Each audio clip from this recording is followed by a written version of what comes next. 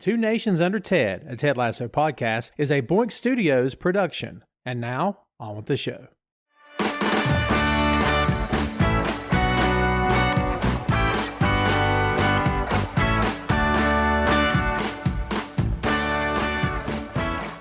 Back here with you on Two Nations Under Ted, a Ted Lasso podcast. We are on episode 6 this time, kids, which means, yes, we are just over the halfway mark of season 1.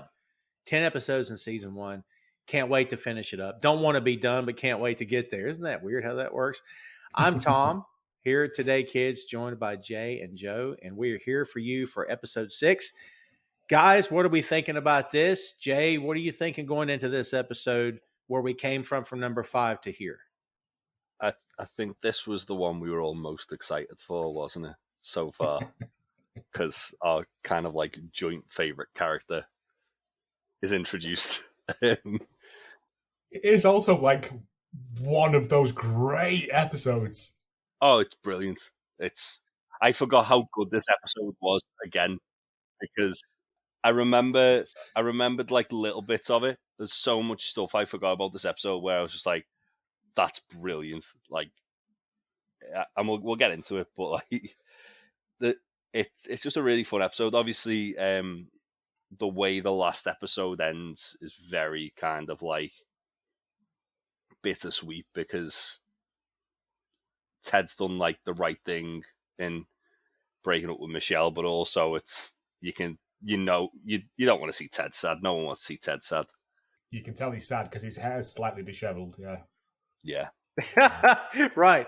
Yeah, you can see by his hair that something's not right. Yeah, you're right, man. And the way we ended episode 5, a lot was accomplished in episode 5. We saw the beginning of a new relationship and the end of another one. We saw Jamie, finally get his, not his comeuppance, but, one guy's the boss on the team and it can't be the player. The player can never be the boss. We get Jamie put in his place. There you go. Yeah. Question, thinking back about that, do you reckon Jamie stayed in the dressing room until they scored that goal? Because, like, if they'd have drawn or lost, he'd have been like, I told you, Ted. No, because... good question. At half time when they go in, his shirt's been thrown on the floor. It has, yes. You're right. Great question, though. I love that. Didn't even think about it. No, it just occurred to me in the time between. And also, I think he's too immature to be able to kind of like think I'm gonna rub their nose, and if they lose, he's more just throwing his toys out the pram and storming off. Yeah, and they didn't need him in that scene either. It would have complicated things, No, I know. It was just again like you flesh out your own backstory for people. Like would Jamie's character have stayed? But yeah, Jay said it then. He literally chucked his toys out the pram and stomped home, didn't he? Yeah. Great question. I didn't even think of it. Also, as well, like I think it's important that Jamie isn't in that scene because then he's kind of like it shows like what the team are capable of when they're a team, and he's the main dividing factor of the team. Yeah, for sure. Up until this episode, maybe. Well, yeah. Yeah. Well, speaking of that, let's get into it. This is episode number 6, as we said, season 1. The title of this is Two Aces. You'll find out why soon. The original air date is September 4th, 2020. Directed by Elliot Hegarty, who also directed number 5. Story by Bill Wrubel. Hopefully I'm pronouncing that right. As we said, 10 episodes in season 1. Off we go. When we last left the Ted Lasso gang, Ted's family came out for a visit as the team struggled with Jamie's ego and selfish play, which ultimately led to not only his benching, but also to AFC Richmond's first win under Coach Lasso. But the excitement is tempered by Ted's decision to let go of the woman he loves in an effort to help her be happy, even though it means doing it without him. And that sets the scene. We open with Ted taking off his wedding band. And it's... Yeah. I can't imagine that. That's just that moment where, like, it's done, but it's not done. And, and it's not quite the same. But you see widowers who keep their ring on for years because they just can't let it go. I think showing him taking off the ring is him admitting that that's it. This is it. It's done. That's the full stop drawn. That's the line underneath it. And I don't think this is the next day from that night. So he's had it on for a couple of days and he's been like sort of stewing on this. Right. But today is the day that. And just like anything else, the wedding band is a symbol, and it's symbolic when you put it on and take it off. It's a thing. So we get Ted going into the locker room, and even though you're sad for the character, it's hilarious because he is all over the place. Like he's running off the mouth. He's talking about why he was late. I walked to work today, but when it turns out you don't know the town you live in, sometimes you get lost, and then you find where you are, and then you get lost again. I didn't take a lot of notes here. All I basically put was that Ted is losing his mind rambling, because that's basically what he did. And you can tell he's not like fully there because, like I said, he's got a slight like hair out of place and stuff. Yep. Yeah. And he's like he hands off the training to Nate and Beard, and he's just like, I'm just going to go and like do something. And as he walks out, Nate goes, "Is he okay?" And Beard just goes, "No." So good. Yeah. Well, as well as there's the other bit where, like, in that same scene where, like, he puts a sweater on and it's the wrong way around. He's doing it again. And then, like Nate asks Beard, and Beard says it's Michelle, and says like, I'm fine, I'm absolutely fine. And then, that's kind of what leads to Ted dressing Jamie down. But obviously, the first thing he's got to do is go into a press conference. So he's trying to like get all the kind of nervous energy out before he's then got to be like a really personable guy to the press. Yeah, they cut to the press conference from that scene. Tez asked how it felt to win his first match. He says, I believe you can outscore your opponent and still lose, just like you can score less and still win. But last week we won, which is pretty darn fun. And Jamie's back there like, what? Even Jamie, the dunderhead, can't figure out what Ted just said. So thinks it's ridiculous. It is ridiculous, but it is a classic sort of Tedism. It is. Just keep talking till you get to a point.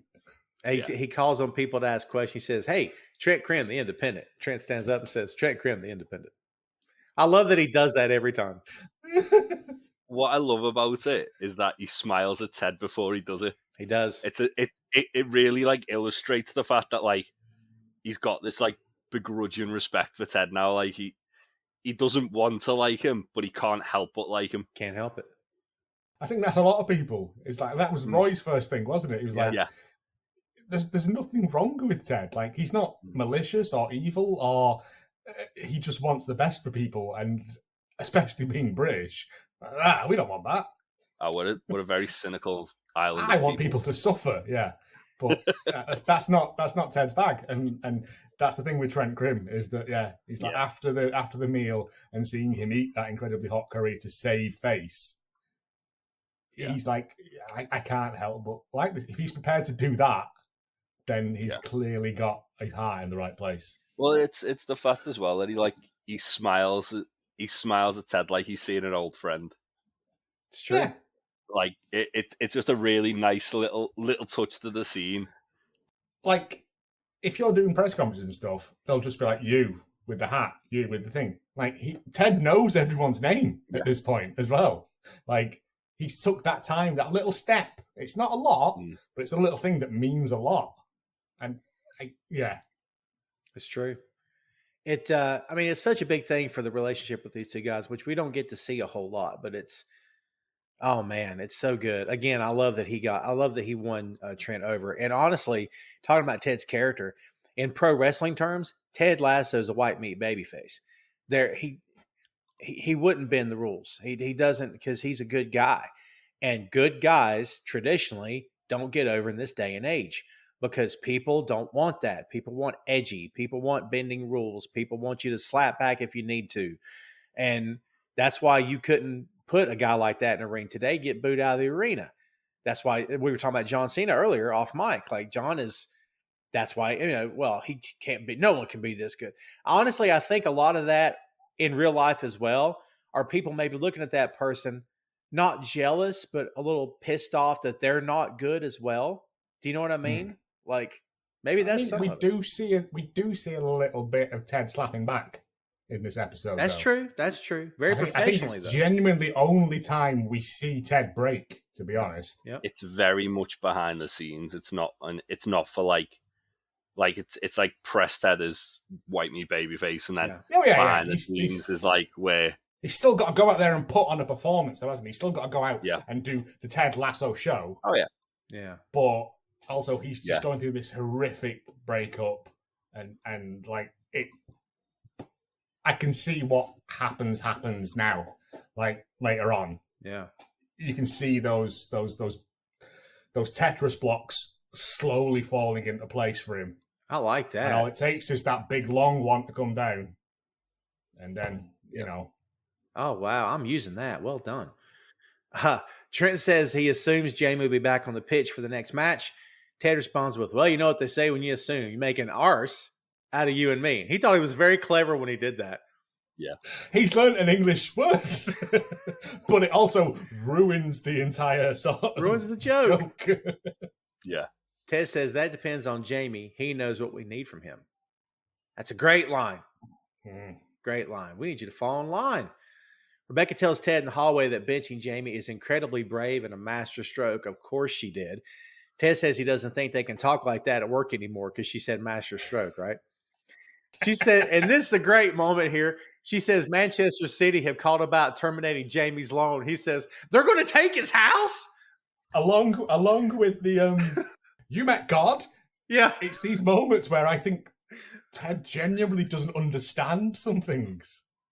Like, so but there's a few of them in this season that I've noticed later on. But yeah, just those bits where Ted is genuinely outraged by something that is completely nonsensical. It's true. And she explains to him that Jamie's contract is owned by Man City. This will come back later, kids. Jamie's contract is owned by Man City, and they loan him to Richmond for the season. They want him back if he's going to bench him. Ted says no, and then he says that's not the plan. He goes, plan. And he's lost, the word's lost all meaning. And I love Rebecca comes back and she goes, I'm the man with the plan. Yes. And if the plan doesn't work, and he's like, oh no. When she comes back and says that's not plan. Plan? And there's this whole like minute sequence of him going, plan. And Rebecca going, no, plan, like flan. And he goes, oh, that dessert. No, I don't care for that. And man, she hates that. She's like, oh, she just walks off. But she again, it's the same thing, isn't it? Where like we were talking about in the last episode, where she finds herself getting involved in the bit, and then remembering, oh no, like he's like working against my goals. Yes. Yeah. So then just like freezing up again with them. Yeah. Well said. But again, these interactions where she's involved in the bit become longer and longer as it goes on. Like, and it is just those delightful bits of where you see her go, I have to stop this. Yeah. Yeah. Once she gets stuck, she's there for a while, right? Yeah. She's enjoying it. She's just mucking about with a mate. Yeah. Like, she's not so much of a bad person that she'll leave in the middle of a sentence. Like she'll suffer it. But like you said, I think she does enjoy it to a point. She has to maintain the facade that she's trying to do the best for the club. Yes. While also trying to undermine it from within. So she can't just go to Ted, I'm not doing this, and walk away, because then he'll be like, well, something's wrong here, isn't it? And he'll try even harder to win a round. And Lord knows what that looks like. But so you've got to play along with it. But the more she plays along with it, the more she finds herself enjoying it. It's true. Ted goes back to the office. He's muttering the plan. Beard knows automatically because, like you said, they share a brain. Beard says, "Word become a sound," and he tells Ted it's semantic sanitation. I never knew that was a term. Yeah, that's really good. Ted asks about the new kid. He's from Mexico, and he can never remember his name. By the way, it takes him. I think he asked 3 times through the course of this episode. Nate says he's getting treatment on his knee. His name is Dani Rojas. Dani Rojas. Oh, it's great. Ted says it's a great name, and he asks how Jamie's doing. Beard hesitates, says that Jamie can't practice because he says he's hurt. And when Ted power walks out of that office, before we get to this scene, yes, we find out that Dani Rojas was transferred during the transfer window, but got injured immediately, so no one has seen him play. That's right. So he's an unknown quantity at this point. In that sense, fire your fucking scouts if they haven't seen him play.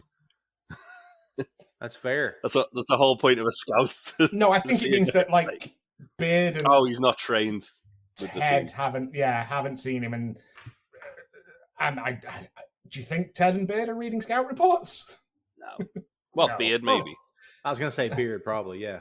Beard's like become like a student of the game. I also meant to do a thing where I looked at the books that Beard was reading throughout this season, but I've forgotten to do it because he's always reading stuff that is kind of hints at what happens in the episode and stuff.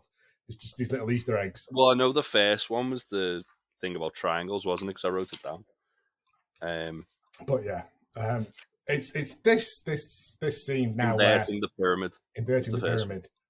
But where Ted walks out to speak to Jamie, the rest of the team are in there. They're getting ready to go and do training, and Jamie can't do training because he's hurt. He's hurt. Ted is Jason Sudeikis, by the way, kids. I don't know how often we actually say the guy's real name here, but Jason Sudeikis is effing great, and if we haven't praised him enough, we should. He's fantastic. So this scene is powerful. He's the loudest he's ever been. He's the most forceful he's ever been. He is Coach Lasso here. This is Coach Lasso. And even the camera angle, the wide shot, it's tilted. I was going to say we get a Dutch angle. Oh, it's so good.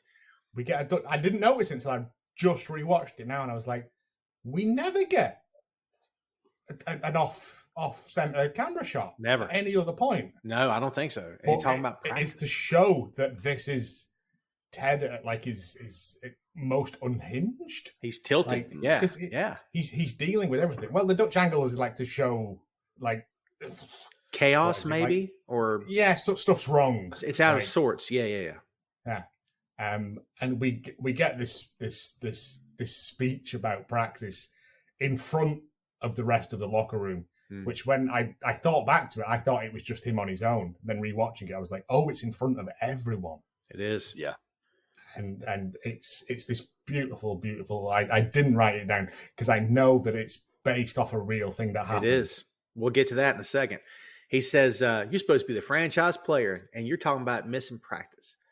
We're talking about you missing practice. And he says, this is supposed to be when this only environment we can control. It's not the game. We can control this. But what was it he says? He goes, but you can't do it because you're hurt. I mean, just the way he comes at him. And Jamie quits smirking not long into this speech. It's that big. It cuts to him, and he's just like all smug with it. And then as soon as Ted sort of doesn't let up, he looks like a scolded child. He looks like a naughty boy that's been caught and he's being admonished for his. I also noticed as well. He says the word practice a lot in this, but doesn't get. Like he literally, there's multiple times within the show where he's like, I've said that word too much. It's lost all meaning. But when he does this speech, because the emphasis he's putting on it, and because of how important he's trying to stress the practices, no matter how many times he says practice, it doesn't lose all meaning. It's in there, yeah. That's why I'm not doing this show alone. That was brilliant, guys. It's only just dawned on me now when you said about that's like the brilliant nominative. Whatever it was or whatever. Semantic sanitation. Yeah, is all the way through the episode he does this, but at this point, because he says practice so much to him. Brilliant. But because of the pure vitriol in his voice, it that doesn't lose meaning. It's so even better. But also as well, because it's in front of the whole team know not to fuck with Ted. Because that's what's awakening them if they do fuck with him. At this point, I don't think the team were going to fuck with Ted. Like, they're on board with it. Like, they've won a game. That's Jamie. Hey, yeah, there you go. Yeah, they got you. But he's still made an example of Jamie to kind of like say, if you don't want to fall in line with what we're doing here, like you're not bigger than the team. Nobody's bigger than the team. I will make you understand that you're not bigger than the team if you don't want to fall in line in that. And obviously then as well, he basically tells Jamie he's got to put the cones out. This as well So good. is one of those bits where he goes, Colin, go and put the cones out. Yeah. And Isaac speaks up for him. Isaac says, I think he said you. I think he told you to do it. And he goes, I wasn't talking to you, big man. And Colin goes, no, you're a second team player. And everyone goes, oh, yes, and walk out and leave him.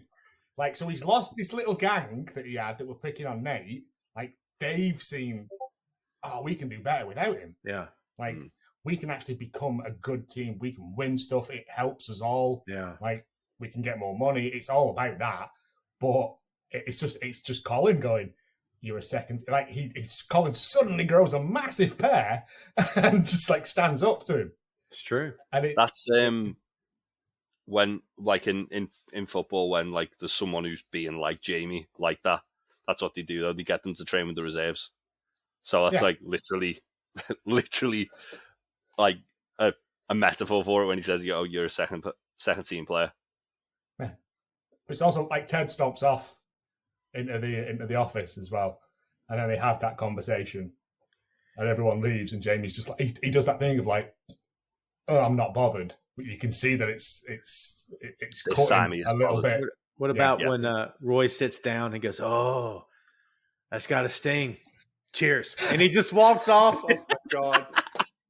I love as well, though, like, when Ted goes in the room and, like, Beard doesn't really say anything because he knows the He's score. He's seen this before, yeah. Yeah, but Nate's, like, reveling in it.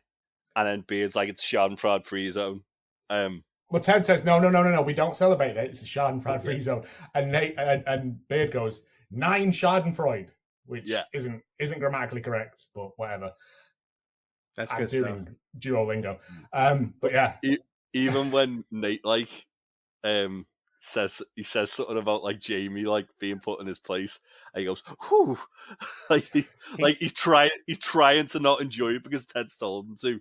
But it's like that thing, isn't it? You see your bully finally getting the comeuppance and you can't help but enjoy it. Yeah.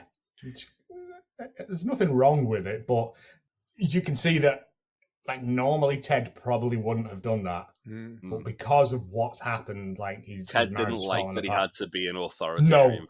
No, he's not any, like, you can see him when he's in that office. He's very much like, it shouldn't have come to that. I shouldn't have done that. He's kind of like a little bit, not ashamed of himself, but that's not what I do. That's not, But Jamie's notoriously difficult to deal with. Do you love films that have the same plot over and over and over and over again with only slightly different looking people in the main roles, but just don't have time to watch them all? You do? Then simply listen to Hallmark of Greatness, the only podcast that takes you through such masterpieces as Love at Sea, Love at Christmas, and A Volcano Sacrifice for Love. See a pattern here? Available wherever you get podcasts from, and also find us on social media by looking for Hallmark of Greatness. So the context of the practice, for American listeners who know the NBA, you know who Allen Iverson is. Allen Iverson is one of the greatest NBA players of all time. He's in the Hall of Fame. Legitimately, look up his highlights sometime. You'll be knocked out. The guy was effing amazing. He played hurt constantly. He would go out on the court with sleeves, with things bandaged up, taped up, looked like a broken down pro wrestler. Wasn't even 30, but he played hurt all the time because he was a scrapper. He's a fighter. That's the kind of player he was. This all came from a rant because, and actually this happened on May 7th, 2002. It was the 2001-2002 season for the Philadelphia 76ers, which was Iverson's team. The season was a disappointment. It was 1 year after Iverson won a scoring title and willed Philadelphia within 3 wins of an NBA championship. They lost to the Lakers that year. I remember. I'm a Sixers fan, actually. The Sixers barely finished above 500 for this season we're talking about. They were knocked out of the first round by the Celtics. The relationship between him and Coach Larry Brown, who was an all-time great coach, by the way, they were boys. They were tight. Larry always respected Iverson and the other way around as well. But Iverson was late for practice, and that's where all this came from. the tension between the two guys was bubbling up, and the rumor was that Iverson was late to a meeting. Some believed he'd been drinking, but he denied this. And then he got to that press conference where he ranted about practice. He said there were 22 times. But what people didn't know, and you never see the end of because of course things are going to get chopped up where you can't see the full, But after all the rant was over, he said, I'm upset for one reason, because I'm in here. I lost. And he says, I lost my best friend. I lost him, and I lost this year. Everything is just going downhill for me as far as just that, as far as my life. And then I'm dealing with this. My best friend is dead, and we lost, and this is what I have to go through for the rest of the summer until the season is all over again. And he's referencing that his best friend had been shot to death 7 months earlier, and the killer was going to trial when the rant happened. So all this was happening at the same time. Now, still not professional, still not something you want to do. You're paid a lot of money to play a game. I get it. But you can see the parallels. Yes. So when I remember when I watched this show for the first time ever, I'm like, that's an odd thing to put in this episode. Like, this has nothing to do with anything. But when you look at Iverson's story, you're like, well, Iverson was the exact opposite of Jamie. Exact opposite. He was, was he late? Yeah, but Iverson played his heart out for his team, gave everything he had. Jamie's just coasting by, man. You know what I mean? No, but it's the fact they gave Ted that speech, who is putting everything into this. Yes. He's trying to help Jamie, and Jamie is, again, still being a petulant child. Yes. I can't play. I've got a undisclosed injury. I'm hurt. And Ted, again, it's not your best mate being shot, but his marriage has fallen apart. Sure. He's not sure whether or not he's going to see his son again. It's all playing on him, and I didn't know that, and that makes this whole thing even more sort of fucking hell. It's right. It's right. I swear, but it's good. Yeah, it's yeah. Yeah, I'm done. I'm going to bed. Sorry. How do you do that? Yeah. To turn something that was negative, but for the right reasons. Yeah. Into and it worked. I'm done. Well, it's like a mirror image of it, I suppose, isn't it? Because it's the same kind of, as you said, it's almost the same kind of reasoning, that it's like this massive life-changing event that's happening outside of the team. Yeah. But it's the whole, you leave what's going on outside at the door when you come in. And obviously it's a lot easier said than done. Sure. But, yeah, we're human. Yeah, but that's the whole thing. So whereas Iverson, he's like, oh yeah, well, you not using it to justify it, but he's justified, and this is the reasoning why that he was late or whatever it was exactly. With Ted, it's if I can be here and I've literally had the equivalent of a grenade go off in my life outside of the team. Yeah. And I want to come in here and practice. You just kind of throwing a tantrum because you've been benched for a game because you weren't being part of a team, but now you're hurt. It's basically Ted's just basically making Jamie feel stupid for being childish. And Jamie's not hurt, of course. Obviously, he's pissed off about being benched. Yeah. So there you go. And what's funny is, not funny, but funny, we go from such a powerful, emotional scene to, we know Dani's coming, right? And when Ted says, let's help Dani get acclimated, first time in the league can be very overwhelming. And then we're right back to the comedy as if we never missed a beat. That's what I love about this show. We can have those hills and valleys. Sorry, I don't have to go and just wash my face while dealing with all of that. I've just learned. Sorry, yeah. I genuinely did not realize that there is those weird parallels between the two, and it has blown my mind a little bit. Kids, we give you the emotion here on this podcast. What other show gives? We're giving you the highs and the lows and everything in between. How you like that? Right. I knew it was a good scene. I didn't know it was that good. So good. But yes, don't forget. Let's cheer it up and go to Dani Rojas. Let's see what Dani Rojas is all about. Because we hear him before we see him. We get that shot of, I'm going to call it the dugout. I don't know what to call it. But I think it's the tunnel. Okay. And we hear him. Dani, oh my God. It's so good. Dani Rojas. Oh. And all the players are just standing there like, what the hell is this? Oh my God, it's so good. And Dani goes and shakes Nate and Ted and Beard's hands. And Ted says, go out there and get the striker spot. Dani says, yes, just like back in Guadalajara. You say it, I do it, coach. He then says, and then he just runs in a circle. Yes. And he says, for the first time we hear him say it, football is life. Football is life. Football is life. He goes high-fiving. He tries to high-five Jamie. Jamie's like recoils from him like a snake or something. Yeah.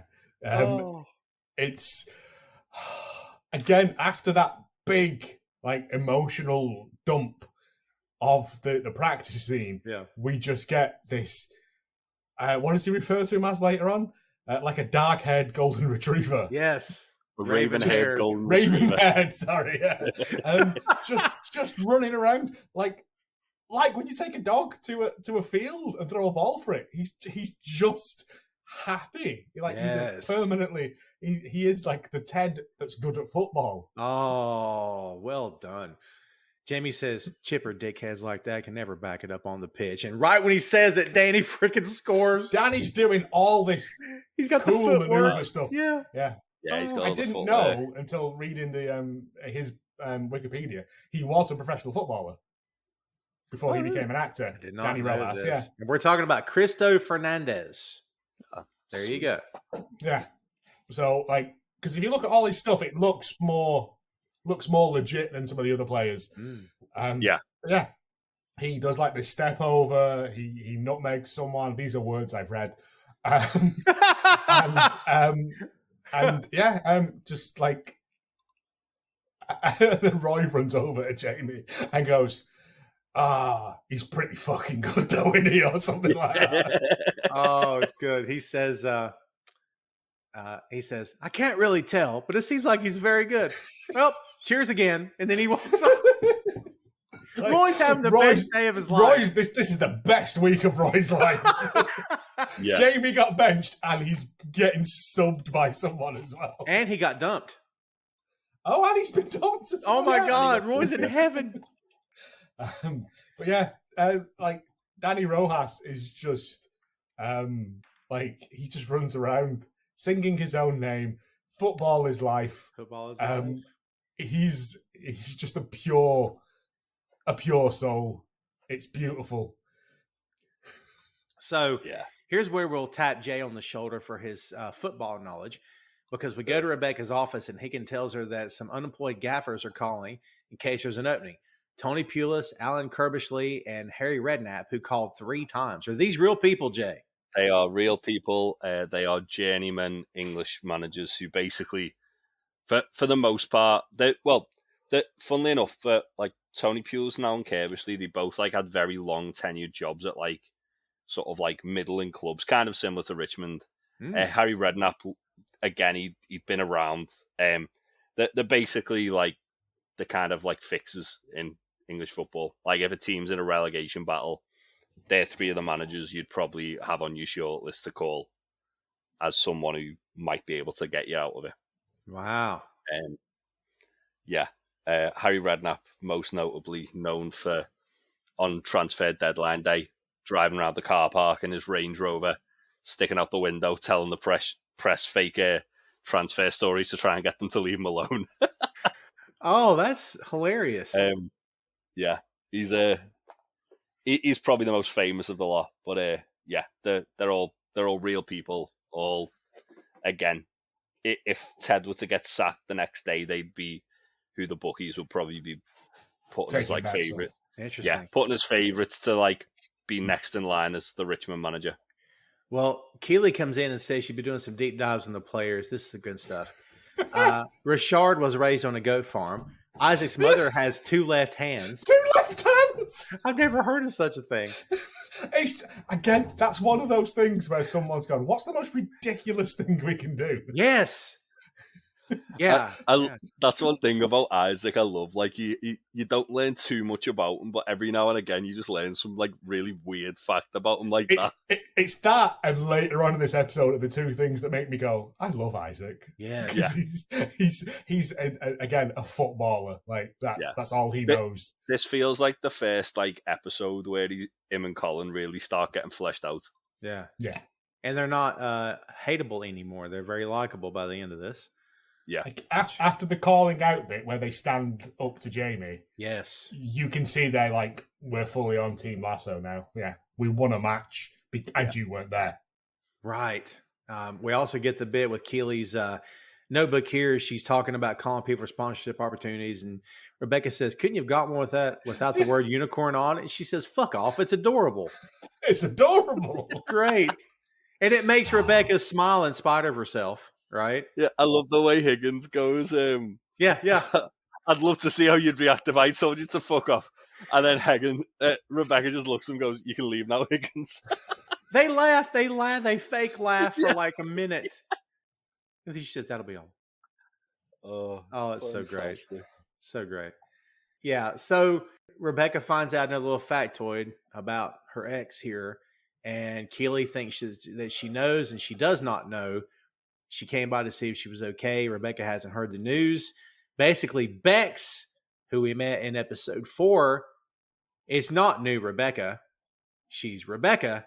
And now Rebecca that we know is old Rebecca. Old Rebecca. Mm. And again, this is where it's a trigger. We see Rebecca reset her sights on destroying the team. Yes. And it's again, this is more on like the fault of the British press and stuff, is that we build people up to watch them fail. Mm-hmm. And it's horrible. But I also love the fact that Keely came in and she's like, while Higgins was there, she's like, "Oh yeah, I've got all this stuff for the job that like I was going to do and stuff." And then as soon as he goes, she's like, "Are you okay though?" Yeah, she waited. She waited till Higgins was out of the room. Like, because she knows Rebecca's not going to say stuff in front of Higgins. And plus it's girl talk too. And it's girl. I mean, Keely looks at her as being her girlfriend, you know? I just remembered later on when Ted does girl talk. Right. Oh, yeah. So we get a scene that I didn't expect and had forgotten when Jamie's on the pitch and he's missing kicks on purpose. And Dani, of all people, comes up and Dani's impressed. And Dani is very respectful and impressed. The first one, I don't think he did on purpose. I think it was just like he was genuinely just kick the ball, trying to like. Oh, I get it. And Dani sees it as like a game of horse. Got it. Well, it's a genuine like thing they do in training to try and like get players' accuracy up. It's like the crossbar challenge where you've got to hit like a different part of the goal. Yeah. I remember reading in I think his book, David Beckham's book, that he used to just like put a hula hoop on one bit of the pitch and just try and land it in that hula hoop. Yeah, like it's just an accuracy thing. Wow. But I generally don't think Jamie was trying to hit the bar. I think he was trying to score, but because he's been humiliated, he's putting the cones away. Yeah. And Dani Rojas doesn't see that because Dani Rojas has the blind devotion of a hungry dog. Yes. He's like, "Jamie Tartt!" And then he hits it, bounces it off the bar, and he's like, "Let's play a game." They're taking Jamie's turns. Jamie's like, "Fuck off." Jamie wants no part of this. But again, his ego won't let it go. Yeah. Well, yeah, it's as soon as Dani like just effortlessly does it, like replicates what Jamie did, what Jamie wasn't trying to do. Then it's like Dani's awakened like Jamie's competitive spirit, and it's the thing that kind of, as Ted said, Jamie needed someone to challenge him because if his place is in jeopardy as like the best player on the team, it's really where like he's going to become a better player because of it.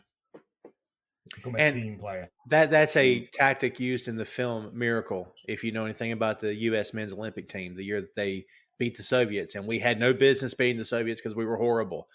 The coach uses that tactic because the players weren't taken seriously. They were fighting amongst themselves. They wouldn't play together. So he brought in other players to scare them, make them think that he was going to start cutting the team. And it was all a ploy to get them to work harder, and it worked. So, yeah. Coach Lasso's a smart guy here. But this isn't Ted. This is just Dani on his own. This is Dani is probably just running laps around the field to burn off all the Sunny Delight, all the energy, Chewits energy that he's got. Like Sunny Delight. Oh, that's good. That was a bit of American and a bit of British for you there, lads. Well done. Well, multitasking. Yeah, but I could murder some Chewits right now, Joe. Oh, mate, I would kill. Yeah. I don't know what you're talking about. They're kind of like Starburst. Yeah, but in British flavors, like yeah, they usually just come in one flavor as opposed to like a mixture of them. Usually black. Man, do you remember Chewits, like the fizzy ones? They were fit. Yeah, the fizzy apple ones. Mm. They had a bit of sherbet in the middle. The only thing I've got to add to this is that Sunny Delight's not really orange juice. It's kind of like if they poured a Coke into orange juice, it'd be Sunny Delight. It's a load of Polish chemicals colored orange. It's thick and it's like yellow liquid. Here's juice. Here's sort of juice. Enjoy it. And I'm like, oh, it's purple so stuff. Ooh, Sunny Delight. Ooh. I remember when we got Sunny Delight over, and I begged my mum to get some. I drank it and was like, "Can we get proper orange juice off the milk, please?" I'm done with this. Do we still have it over here? Yeah, you can still get it. Oh God. Yeah. Wow. Yeah.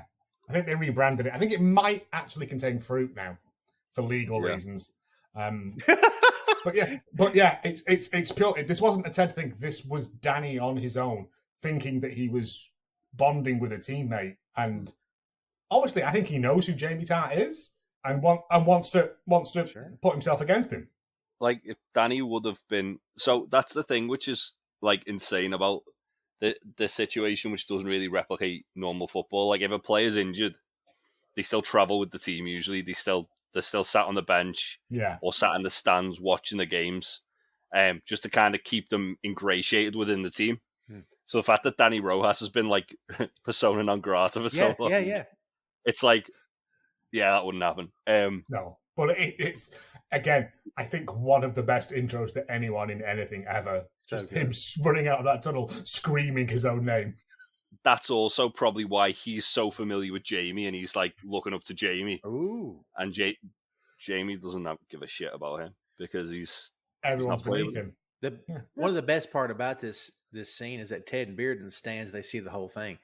And Ted says, I feel like we fell out of the lucky tree and hit every branch on the way down, end up in a pool of cash and Sour Patch Kids, which is a great line. Hey, what is up? Tom Clark here for Tom Clark's 6M Podcast, where we focus on movies, music, Marvel, magazines, miniseries, and more. It's a complete geek culture / pop culture podcast. Brand new episodes drop every Tuesday. The show is available for subscription right now today on Apple Podcasts, Google Podcasts, Spotify, Audible, Stitcher, Amazon Music, and YouTube. Just subscribe and you'll be all set. Tom Clark's 6M Podcast. Ted says we have two aces. Aces. Then he gets stuck on the word. And then Beard does it. Now the word means nothing. Nothing. What if we had two of the guitar players from Kiss? We'd have two Freelies. And Ted gives him a look like, you asshole. Just the way he looks at him. It was good. Keely and Heels gets on the treadmill next to Roy. I love this scene. Roy's reading. Is Roy still reading the book that Ted gave him? He's still reading A Thread Through Time, is it? I wanted to call it the Shoesmith's Apprentice, but yeah, it's the same book still. It's the same book he was still reading in bed with his niece. Yeah. So she says, A Wrinkle in Time. Wrinkle in Time. There you go. Wrinkle in Time. And she's talking about the weather they're having, and it's so lovely and stuff. I love when he goes, "What's happening?" Like he just stops and looks at her, and she says, "I'm pretending we're on a walk." And then she says she's been reading. I said, "I've been reading about a kid who grew up in the shit part of South London." and got sent to play in Sunderland. You guys will have to fill me in when I'm done here because I don't know what you're talking about. And was forced to rap his own verse in a charity song called Winner, Winner, Football Dinner. Fucking hell. He says that was for world hunger. And she says, well, I think that was the cure. Which is good. Man. I miss the days of football charity singles, man.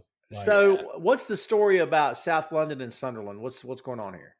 They're like the two opposite parts of the country. Oh, like, South London, very, very, very southern part of the island. It's as close as you can get to like southern urban connotation without it becoming weird pirate folklore. Yeah. Wow. Sunderland is like the northeast of the country. Before it's like, you get into Scotland. It's practically on the border of Scotland. So he literally went from one end of the country to the other at 9 years old. Yeah. Which is traumatic.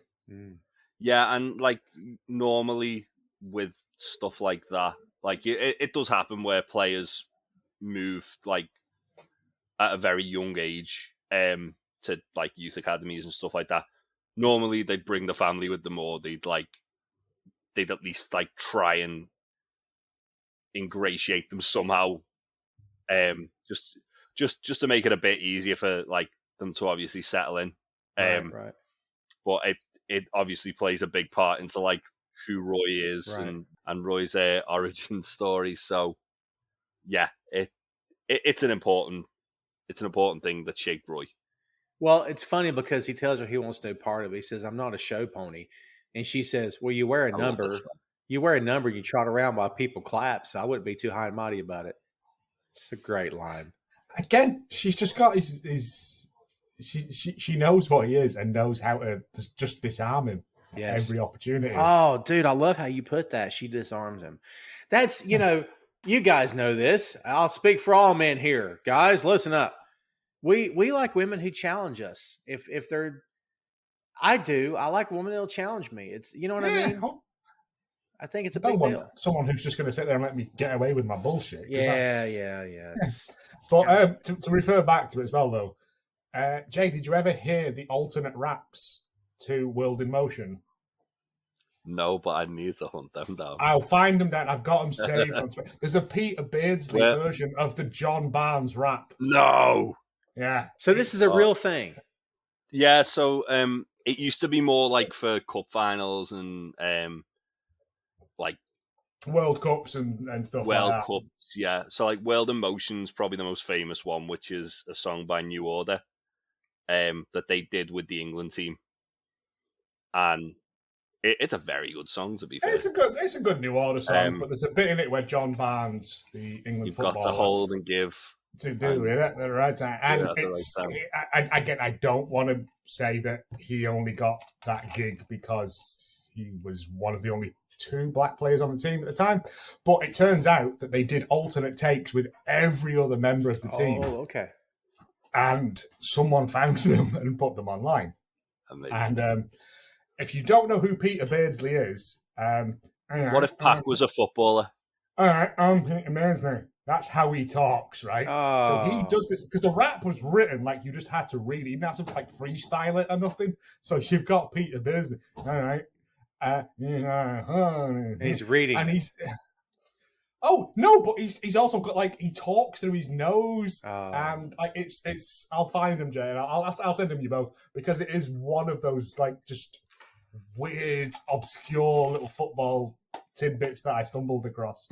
I don't even particularly care for football, but I like the stuff around it. I was going to say, singles, like you're football adjacent. Yeah, I like the silly stuff that goes around it. Yeah. Like, well, the next scene is when Dani's outside. This is what leads to the curse that we find out because he slips and falls. He trips over a ghost. Yes, Nate blames himself because he saw Dani go into the treatment room, and everybody goes, "Oh," and Higgins immediately says, "Oh, that's a bad idea." And Roy says, "I hope you've all said your goodbyes because you're never going to see him again." And they just keep going and going and going. And Ted gets upset. He goes, all right, that's enough. One more person says something me and Beard don't understand. I'm going to have one of my son's classic temper tantrums. These are Again, I'm gonna start using these. Poo poo face. Yes. Doo doo head. What's the other one? What's the other one? Pee pee fingers. Pee-pee. Yeah, pee pee fingers. And I was like, as an insult, pee pee fingers is great. It's great. Yeah. It's disgusting, but it's great. Is it fingers made of pee pee or fingers that dispense pee pee? Oh, that's even weirder. Yeah. Something we can all relate to. Like the minute you hear it, you're like, oh, God. Nate says the treatment room is cursed. He finally tells him. Ted says, why is this the first time I'm hearing about this? Sam answers with, I think it has a lot to do with grown men being embarrassed to admit they believe in all this hoodoo, voodoo, juju business. Roy says, I don't believe it. Ted says, good. Me and you we're going to go look in that room. Roy says, no. Just like that. He just sort of goes, no. Yeah, he's not going. Oh. Yeah. Like, he's not too proud to admit that he's scared of ghosts, but also he's not going into the room that's full of ghosts. In the room, yeah. And then Ted delivers a line about the raven-haired golden retriever, like we said before, which is really good. Sam asks if it's true that in America they have so many dogs and pounds that they just put them down for no reason. Ted says that is true, but it's something a lot of female singer-songwriters are trying to change. And Roy gives a nod like, good. Just gives that approving nod. Like I said last episode, this is where we started getting Roy just in the background going, or just chiming in with one-word answers and stuff.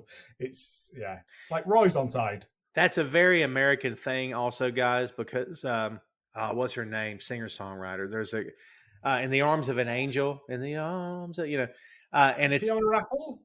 No, you're close. It's one of them. Sarah McLachlan. Sarah McLachlan. It's a very heavy-handed, and it's all shows dogs outside and they're shivering and they've been malnourished, and it's all about adopting a pet because people are terrible to animals.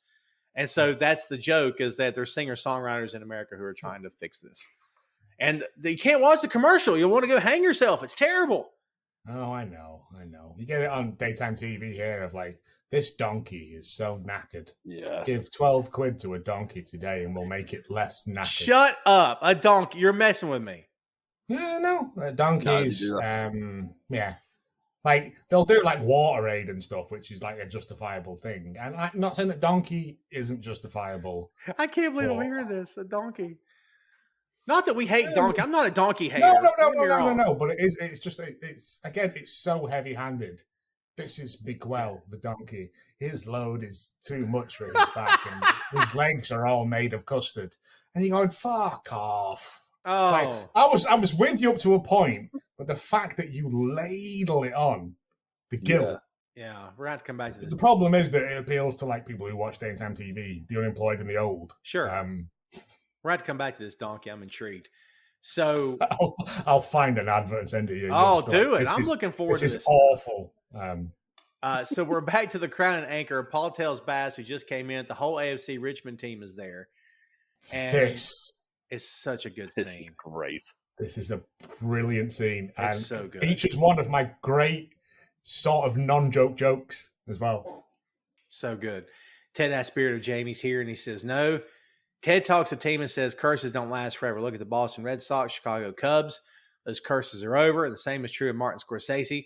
But we can all agree that The Departed is not necessarily his best work. It's The Color of Money. Colin says, no, it's Goodfellas. And Isaac says it's Age of Innocence. And Beard yells out Cape Fear. And in May... Nope.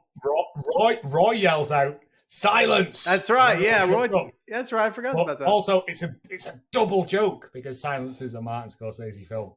Well done. Isn't particularly good. Well done. Oh, I missed. No, it's fine. I at the time I was like, and then I was like, it is a Martin Scorsese film. Totally missed that. Again, it's not a well-known film because it isn't particularly great. May says, once the word gets out that you're all here, the place is going to turn into a zoo, and the answer is Mean Streets, and they all. And everyone goes, yeah. Isaac's like, again, hey, it's like this. I think this refers back. They've been doing movie nights on the side, like, when they watch The Iron Giant, right? And I think they've just been doing team movie nights and stuff since. Like, they must have had away games. Every other week's an away game. Like, so they must have had movie nights. Well, and so they've all that's got usually what teams do, isn't it? Like, yeah. To make sure basically all the players stay in the team hotel, they'll they'll do like a group activity, usually watch a film or something like that. If you have a pillow fight, let me know. Yeah. So we get the story of the poster that's behind them, and it's "Are you a fast fit fan of football?" May says hundreds of the posters were put up around Richmond on November 18th, 1914. It was an invitation for tryouts. It said, "Come to the stadium that day," and it was a lie. There was no tryout. There was only recruiters waiting to encourage the boys to fight. They enlisted 400 boys that day, and very few of them came home. After they enlisted, they went to the treatment room for their physicals. Nate figured it out, and Ted says, "No, that's not what happened." But then he admitted he was lying. He said, "I just want you guys to take a breath." That was the bit that made me go, like, Ted knows it's awful. Yeah. But he's trying to disarm it. And I was like, but it is that. And it says 400 ghosts. That's too many ghosts. And Richard says, "We cannot fight them all." That's Colin. 400 ghosts is too many ghosts. Like, what's an acceptable number of ghosts? And then how many can we fight? 13, I believe, is the magic number, according to the film. It's the magic number, yeah. Oh, wow. It's, again, just those weird throwaway lines from someone who isn't a comedic character. He's just a background guy. So, but 400 ghosts is too many ghosts. Is this true that you guys know of? I don't think that story is true, but I believe that at that point they were using like trickery and underhanded tactics to get young men to sign up for the war, because this was just before conscription came in, I believe. So what is that? That's where you had to go and fight. Oh, it's a draft. If you were a man, you call it draft. Gotcha. If you were a man of health and 18 to 30, I believe it was. Yeah. I'm not sure. I know it got moved around later on because they just kept going, "Run over the top, lads. Go on." And then they just got mowed down. I was like, this is a terrible strategy, but we're rich, so we know the bet. I don't want to get into this. But,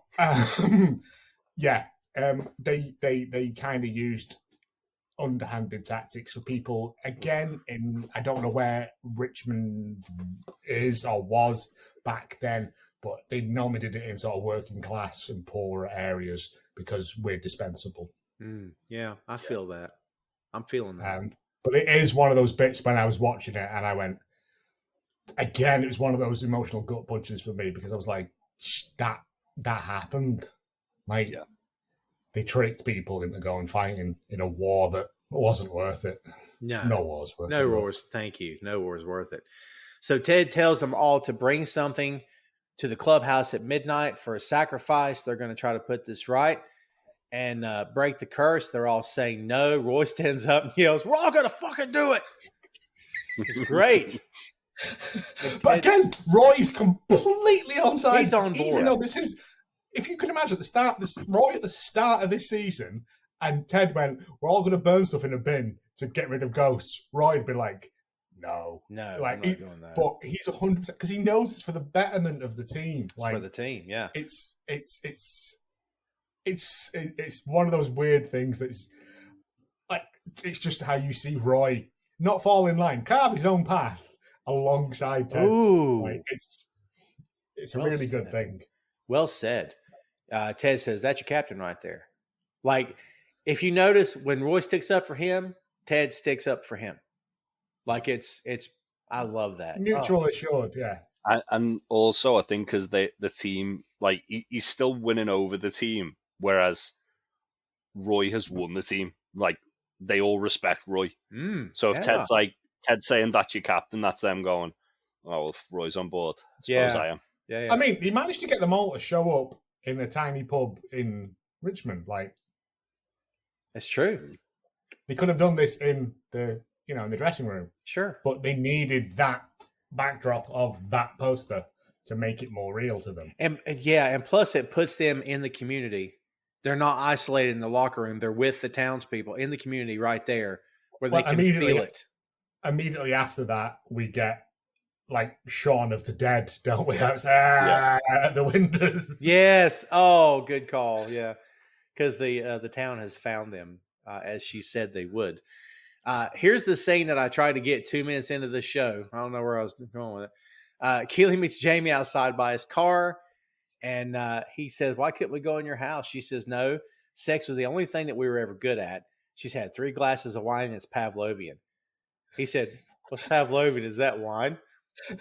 Is that the wine? Oh my And God! Like, oh God, he's so... And this is where I kind of was like, Jamie's just dumb. He's just a himbo, isn't he? Yeah, he's dumb as rock. And he's like, well, at least get in the car. It's freezing. She says, no, because you'll remember all the times we shagged in it. He says, so the car's also Pavlovian. I think I'm getting it now. He is not getting it. My God. He's complaining about the sacrifice that night with Ted. Ted's idea. He says, I'm not going. I'm not like everyone else. You know, could I have gone from Council Estate, North Manchester, to the Premier League if I did what everyone else did? She says no. And this is great. This is something she didn't have to do for him because he's a scumbag. But she says, you're a battler and it's really hot, right? But then she says, maybe someday you should stop battling the people that just want to help.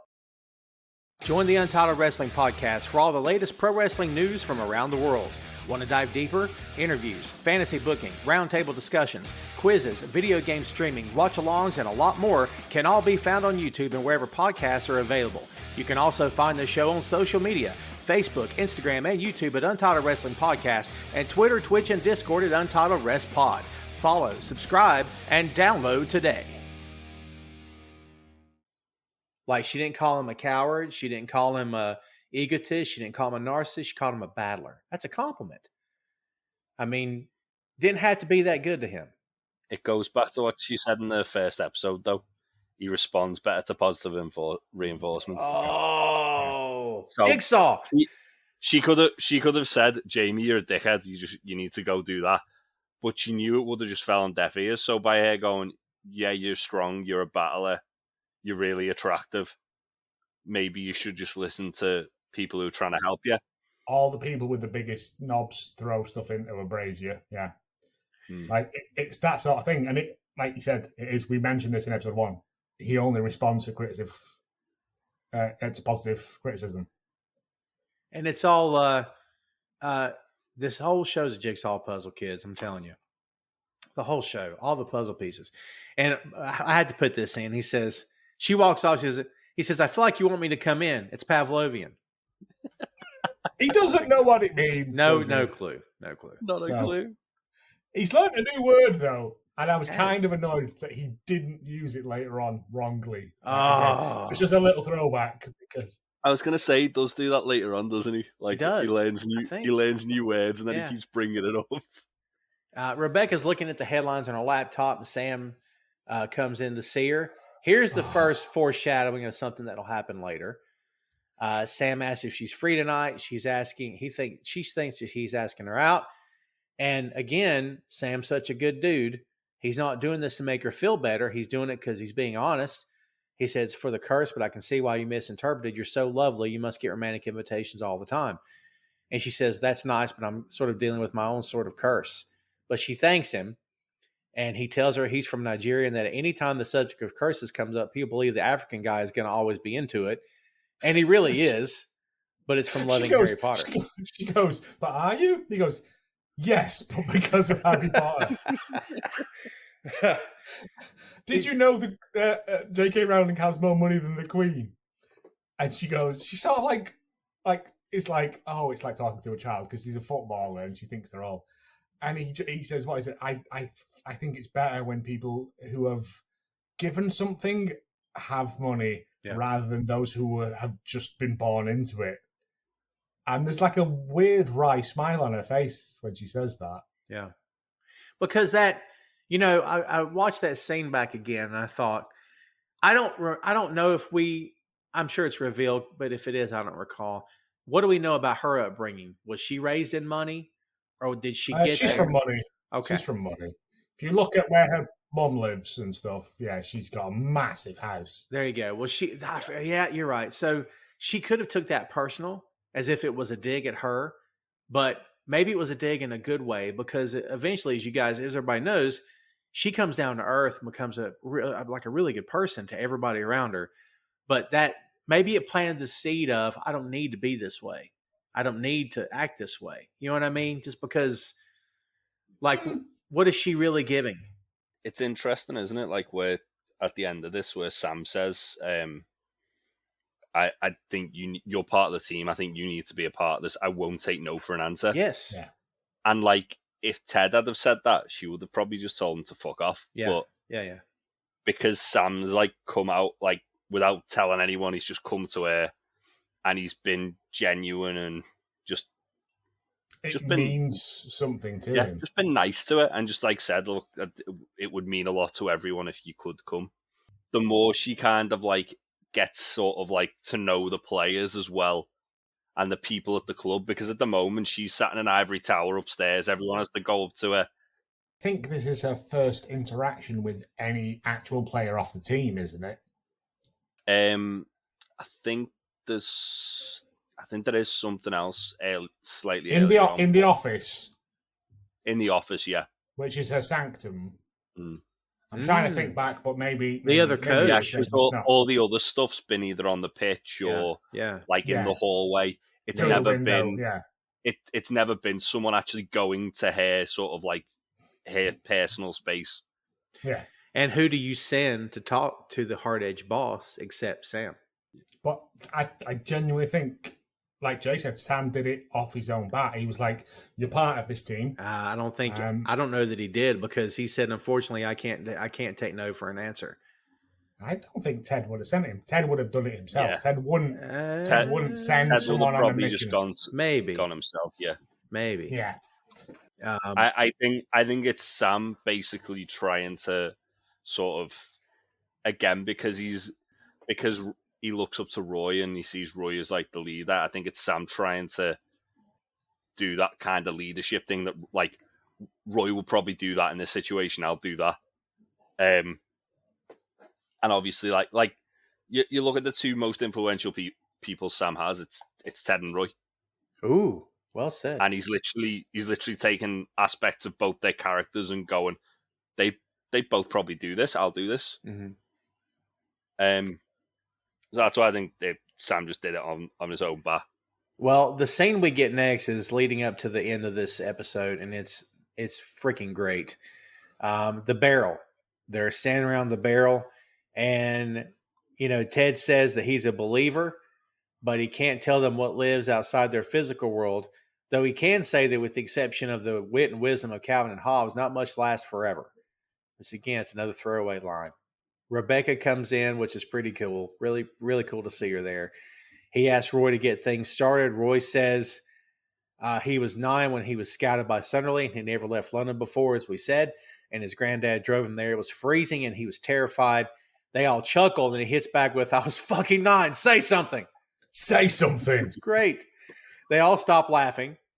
Of course, he says, "When I got there, he gave me this old blanket. It was to keep me warm and remind me of home.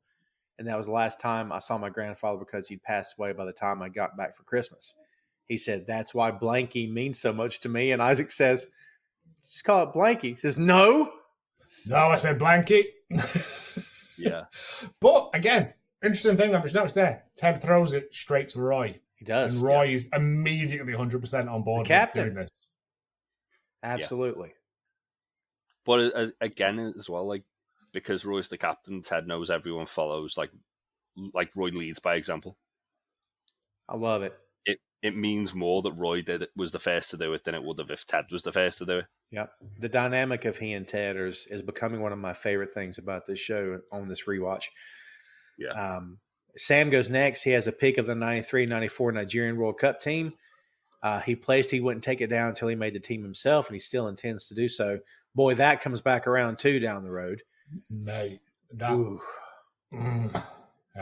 yeah. But he puts it in, and again, like it's apparently they cut around everyone who throws stuff in. They Jason Sudeikis said to them, "What would your character sacrifice?" Because we get a jar of sand from Richard. That is from the sand from the beach where I first had sex with a supermodel. And then Colin comes in with smile because it happened. Oh, I love it. And man, when he cries, he's like... And Ted goes, Rashad coming in from both angles. Yeah. Yeah. But we so get good. we get a lot of stuff. We get like boxing gloves. We get like a wrestling figure thrown in at some point. Yep. Yeah. There's a Bizarro. lot of stuff thrown in. I love that Colin throws his car keys in.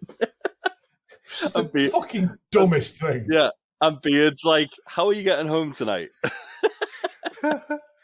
I mean, he made an effort.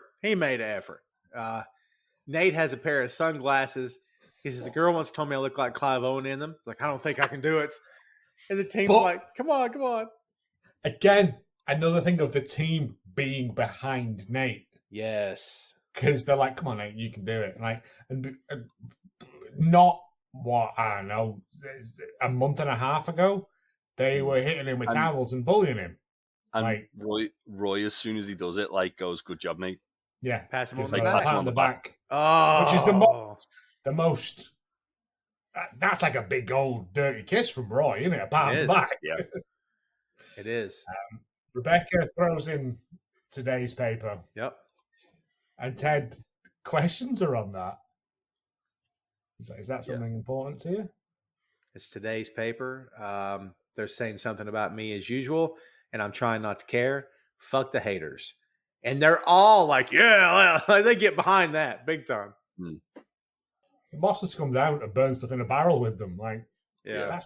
But again, though, like when she says it and they get behind her, she kind of like it like disarms her. She like looks around with a bit of a smile on her face, like, oh yeah. Like it's that thing of where she's so hurt from what's happened to her, she doesn't want to let people in. But then when there's people who genuinely just want her to be happy and support her, and more people are coming forward, it's becoming harder for her to push people away. It's true. We had to shout out Higgins, who steps up and says, this is my cat's collar. His cat has died. She was a faithful companion for 20 years. I'm going to miss you, Sidney Clawford, which is great. Oh. I'm just going to, I've just looked it up because I've just had a moment of inspiration here about Rebecca, and it's the 7 stages of grief. Yeah. First one is shock, denial, then anger. Yeah. Which is where she is. And then we get bargaining, where she tries to sell the club later on.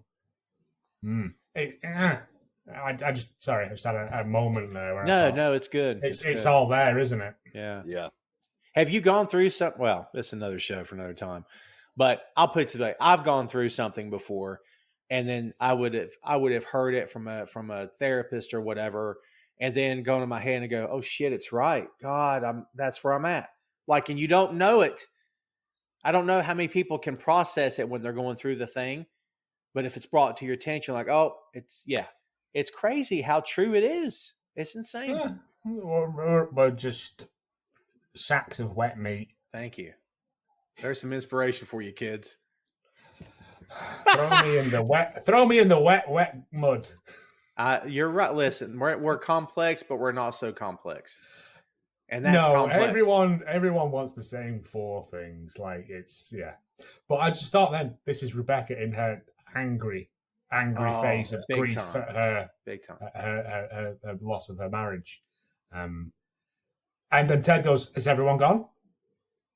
And everyone goes, yeah. And then Jamie appears. Perfect. And we get this lovely little window into Jamie's life that we've never had before. We saw a bit of it where his dad was like beasting him. Yeah. But Ted walked past that window, but that was just like a little snapshot into it. But we kind of get like the full sort of reason why Jamie Tartt is kind of the way that he is. He's got his shoes, which are called boots, right? He says, these aren't my first boots or anything. My mom gave them to me, and she was the only one who got me into football She was the one who got me into football in the first place. He says his mom and dad split up when he was just a sexy little baby. Which is a fucking weird line. When I was a sexy little baby. Question. You said you call them boots. What do you call them? Oh, you call them cleats, don't you? Cleats, yeah. Yeah. I was going to say, you don't call them like football shoes, because that's mental. No. Cleats, yeah. She doesn't care if he's any good, just wants him to be happy. But once he got good, his old man started showing up and called him soft when he didn't dominate. He fucking hated that. He made a vow to be so tough that he could never call him soft again. And there is why Jamie is the way he is now. This is why nobody gets in. It's why he's smug and cocky and arrogant, because he has to be. Like, well, there's a bit after as well where he says, I don't think my mum would be very proud of the person I am right now. So good. Straight after that. And it's like, that's it. Like, Jamie's like realised, I've been an arsehole. Yeah. So people want to help him. So Ted's going to light it, and Beard, praise God for Beard, says, maybe we should do this part outside. Like, it just hits him. This is a terrible idea. We're indoors.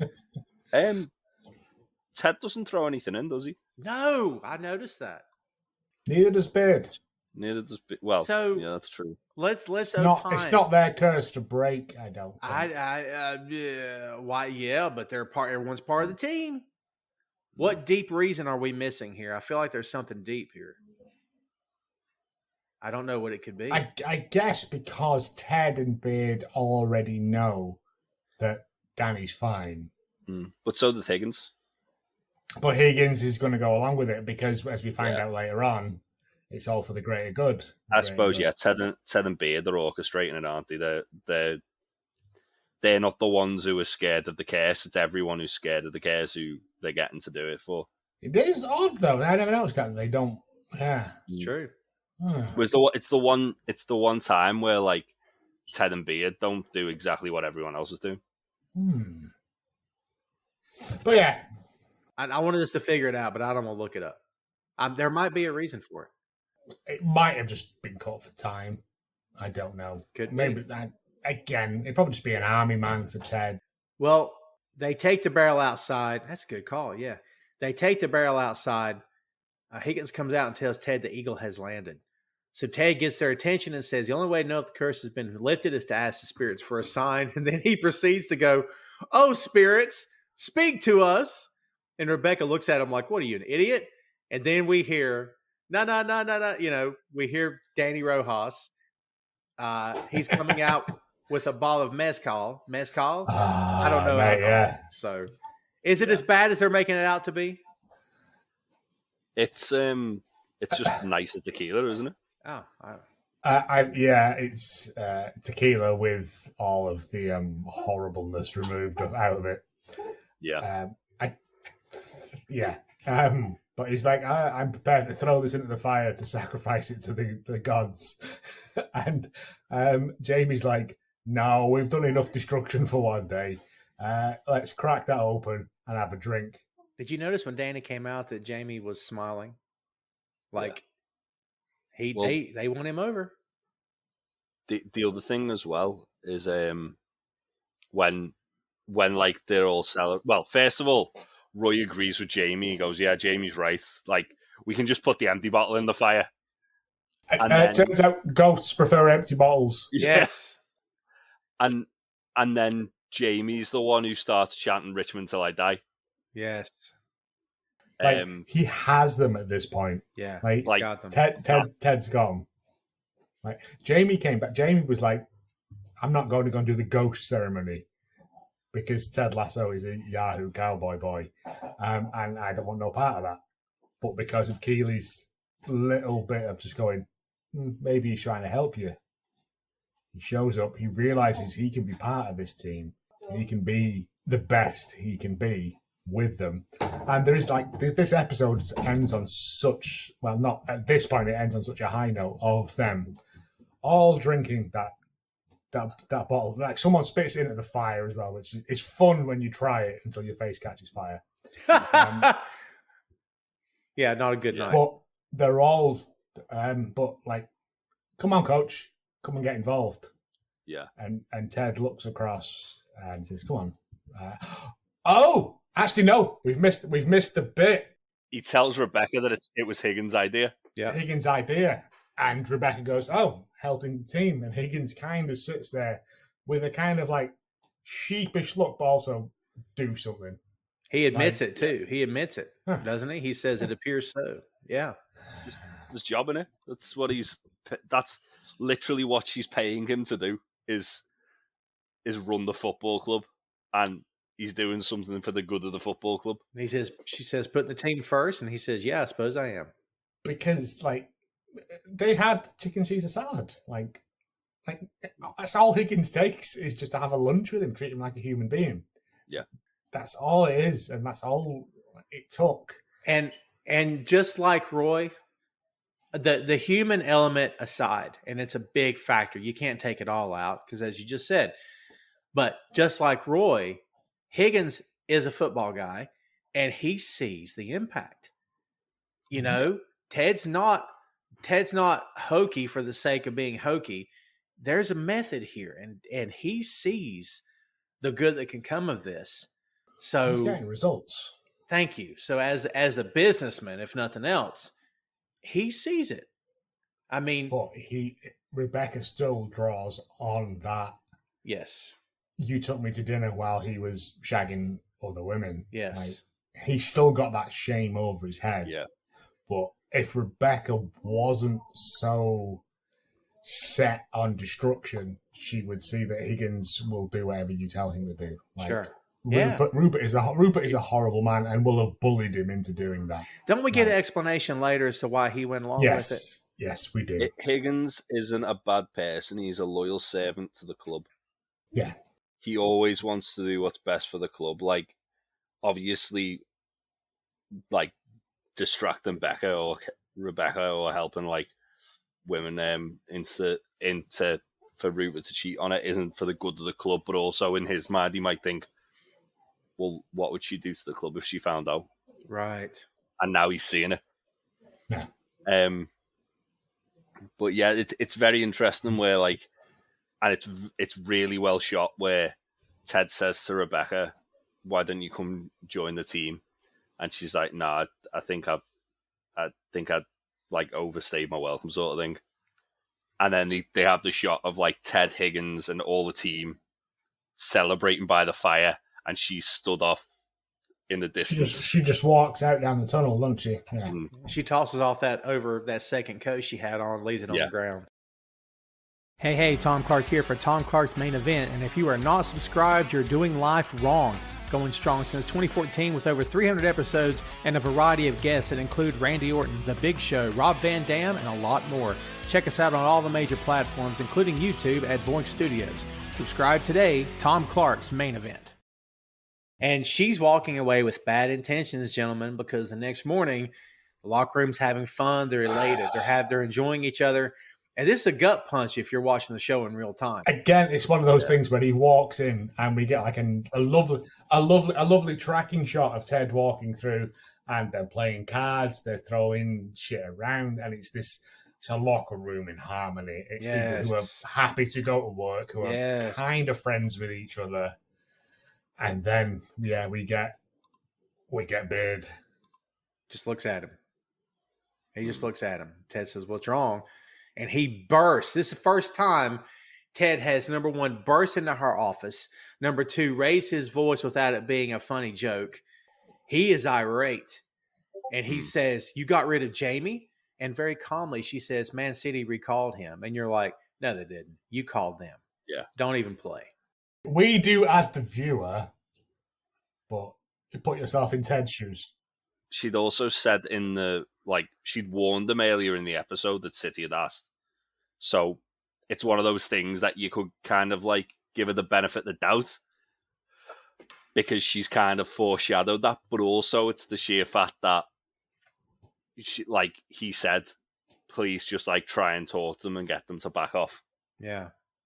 And then she's just, it's like she's just rolled over and gone, "There you go, I'm back."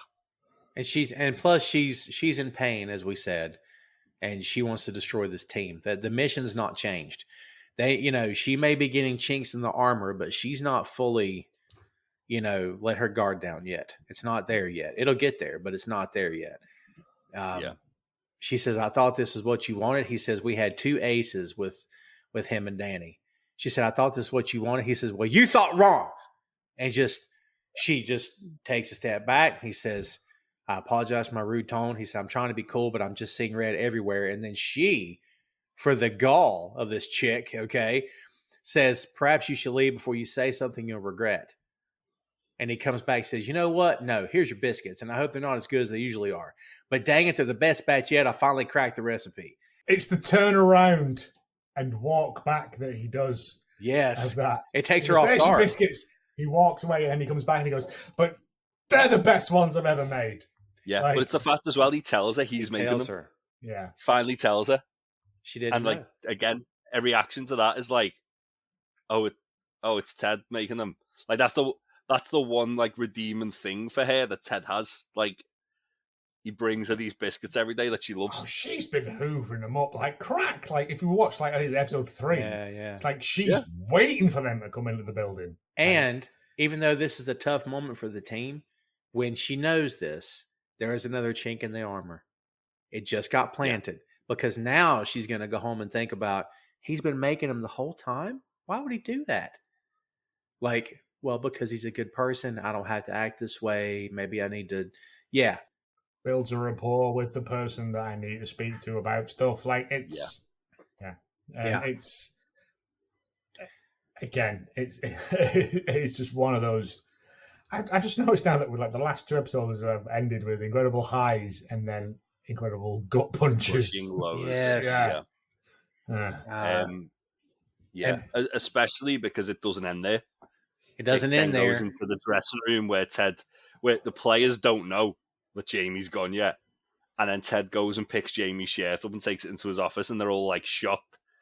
Don't forget Dani. Dani looks into Ted's office and they're all quiet. He goes, Coach, football is life. And the way he delivers that line, he gives the most genuine, heartfelt smile you've ever seen.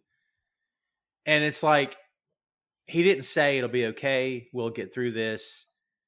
He just says football is life and then just walks out. I'm just realizing Dani Rojas' football is life is kind of like a use the force, isn't it? Ooh. I like it. Oh God, it actually is. It is because you could just use that for anything. Yes, football is life. Because this is like Ted had got through. He'd got through to Jamie. He showed up. He bared his soul. He joined the team. He led the chant, horrible, horrible chant for the team. He had him on board. Ted says that to her, right? He says, "We had him. You saw that. We had him." Yeah. And Rebecca, through sheer bloody mindedness, even at this point, she's still got a heart set on destruction. Yeah. Even seeing that everyone else is on board with this, but when Dani just pops his little head around the corner and he goes, Coach, football is life, and then just runs off someone's throwing a ball for him. Yeah, it's fine. Yeah. Yeah, great song as well at the end, really fitting. Harmony Hall by Vampire Weekend. Mm.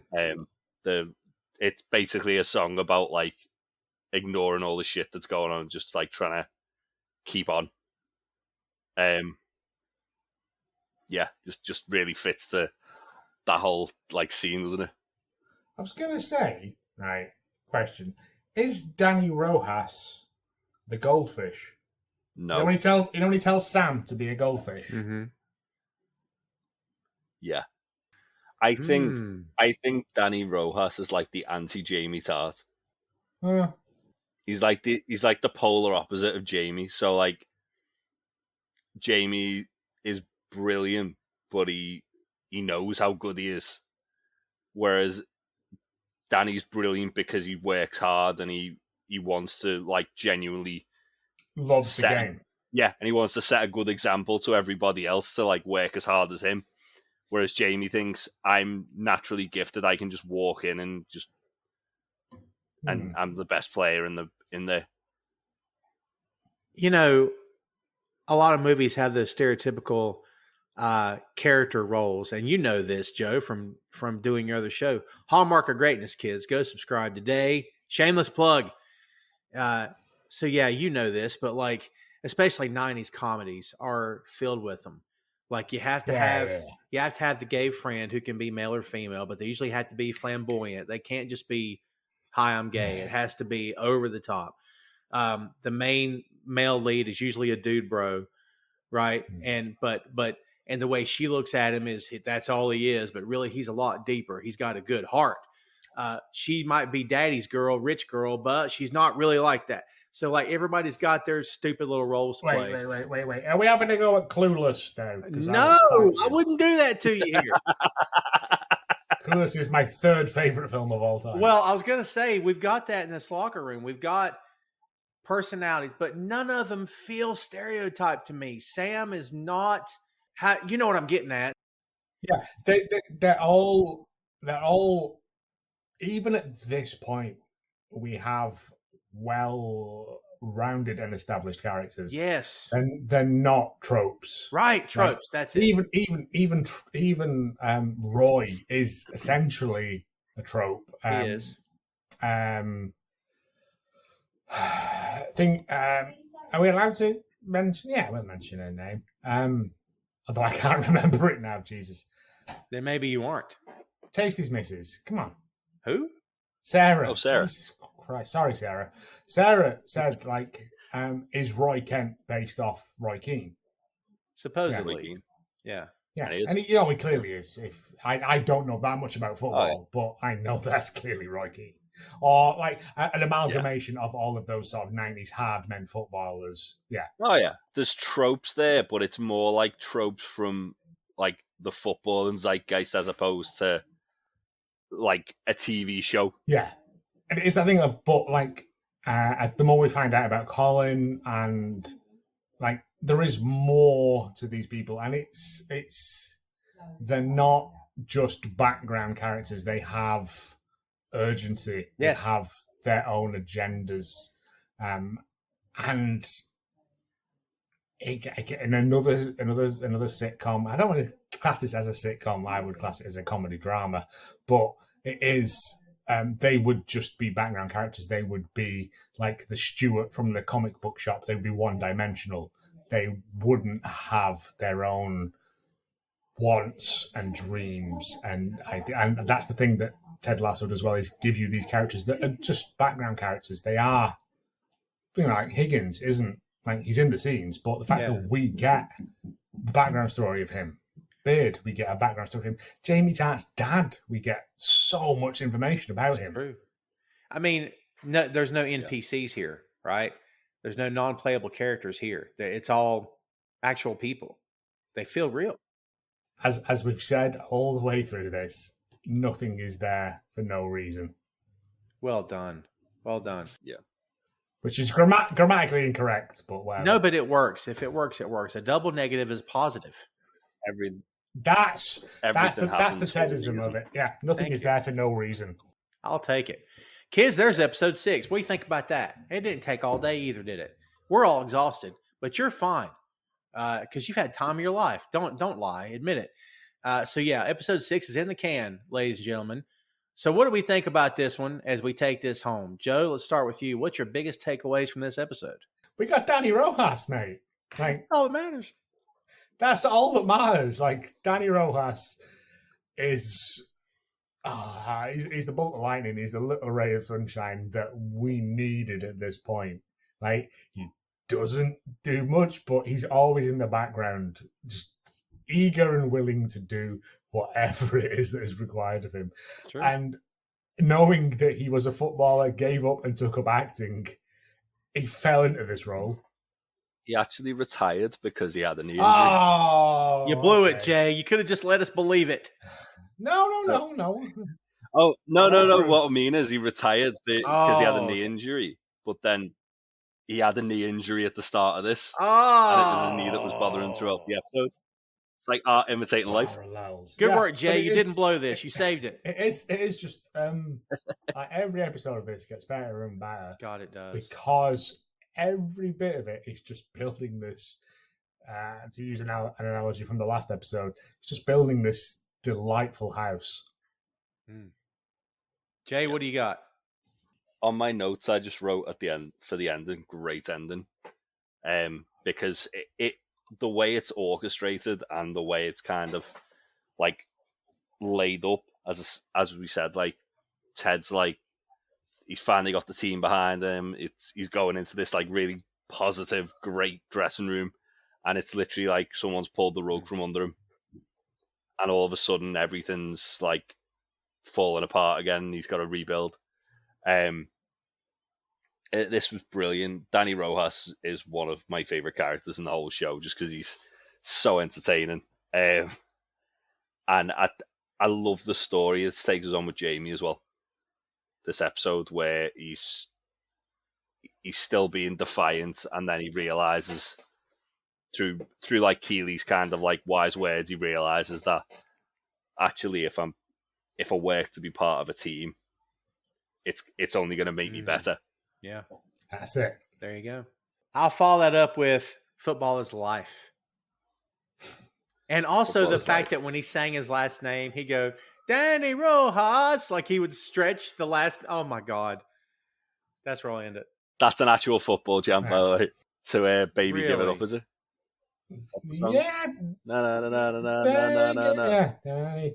That's Yeah. funny. Dani Rojas, Dani Rojas. Yeah, I'll say this. I'm on the record as saying that. It's all subjective, but on the record and for the record, if you don't like this show, you are dead inside. You need to seek counseling. You need help.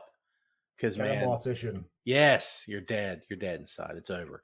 Kids, there you have it. Number 6 is in the can. 4 away from the end. We got it. 4 away from the end of season 1. And we'll be moving on to season 2 and then 3, and then we're done. And then, as Joe said, we're going to go back and do it again. We don't have nothing else to do. This is all we have. Forever. Football is forever. Lariat.